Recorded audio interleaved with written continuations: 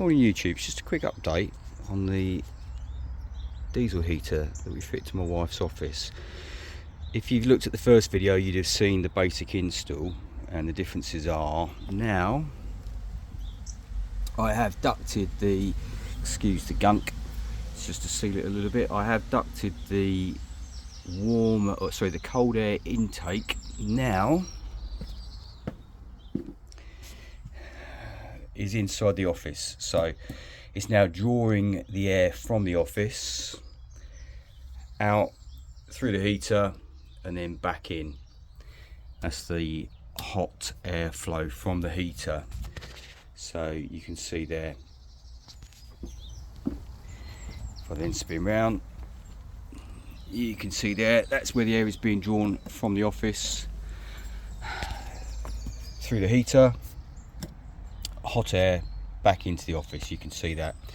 It does make it a lot more efficient. Now, we were a bit worried that the size of the office isn't really that big, and that's quite an efficient heater, so we did think that it might make it too warm, but in reality all it means is you can switch the heater down to minimum and just run it for less time and it still is toasty.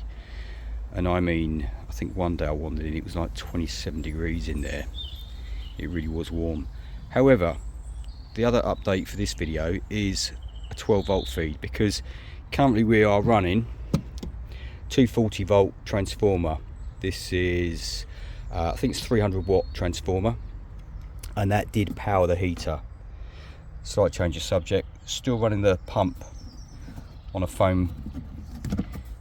little foam bracket held in by cable ties, and it is absolutely silent. So yeah, stick on a bit of foam and just let it support. That works perfectly.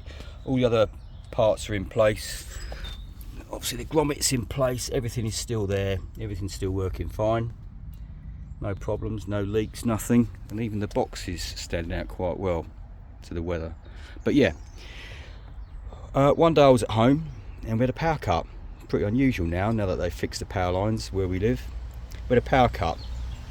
So obviously the issue with running mains into one of these heaters is that if you have a power cut, the heat exchanger, the engine part if you like, in there is still absolutely red hot with no air blowing over it, and that can cause issues because the circuit board lives on top of the heater, and if you just shut the fan off, that heater has got a lot of heat still, that element has got a lot of heat still stuck in it, and it can melt the board apparently.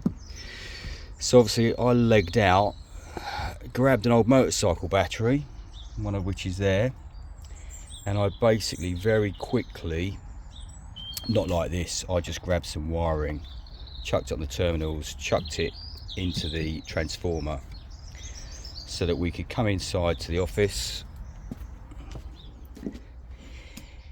hit the button, start up button, and then hit it immediately to shut it down, running on 12 volt, and it then allowed the element to cool properly rather than melt it down. But that sort of little shock did mean that I then made a more permanent fixture. Now it is just an old 12 volt motorcycle battery, which is perfectly adequate to start and then immediately close down the fan, and it will cool it down. It's just on a couple of spade connectors, and then it goes straight and piggybacks to the 12 volt output.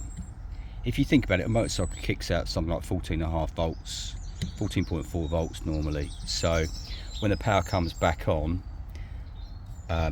if that is still switched on, it is going to still chuck 12 volts into that, and that is switched. Anyone that rides motorcycles will recognise that as a cheap motorcycle kill switch, which I had kicking around in my toolbox. So that got screwed onto the box so that if we have a power cut, my wife can come straight back out here, flick that switch, 12 volts, start up and shut down the heater, and it prevents it from melting down. The reason it's on spade connectors is basically because I have a spare one. I have a spare battery. This used to be on my Cafe Racer, and it just means that because the batteries aren't being charged, every few weeks I can just put a freshly charged battery on and then just rotate them round. But other than that, everything is still working perfectly. The sound deadening is all still in place. It's all still in place on there, still stuck down. Obviously that is just to keep this dry, and it works well. We've had a couple of weeks, I mean we've been away luckily, but we've had a few weeks of really bad rain, and it all works well. All right, it doesn't look absolutely perfect, but it doesn't need to.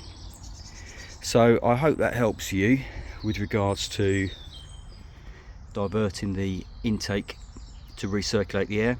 That does work and it is recommended. And then quickly plumbing in a spare 12 volt if you are just running the 240 volt. So any questions, obviously ping them below, and I hope that helps you with your installation. Cheers all.